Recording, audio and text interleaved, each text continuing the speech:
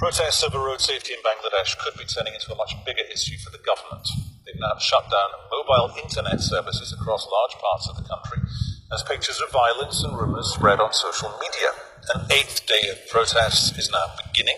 On Saturday, dozens were injured in the capital in clashes with the police. Police denied reports of rubber bullets being fired, but many students were taken to hospital. Demonstrations began after 2 students were killed by a speeding bus. The protesters have been blocking main roads and stopping drivers to check their licenses. Several police and government workers were caught without valid documents. Here's Tanvir Chowdhury reporting from Dhaka.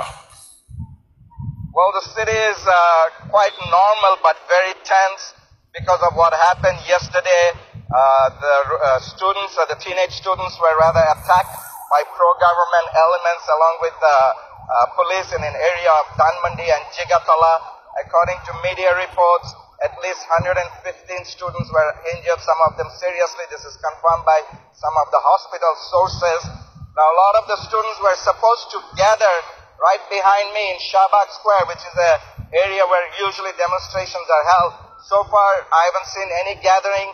It is possible that the parents don't want them out because they're highly traumatized for what happened. Social media has been showing a lot of videos of students really bleeding, badly injured, and they were telling of horror stories.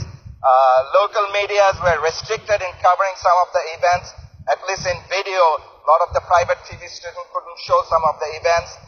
The government has put a restriction on 3G and 4G coverage, so there is no mobilization by the students. We'll have to see within the next few hours if they're able to gather, although they have given an ultimatum to the government. If within the next 3 days they don't meet their demands, they'll come back in the streets again.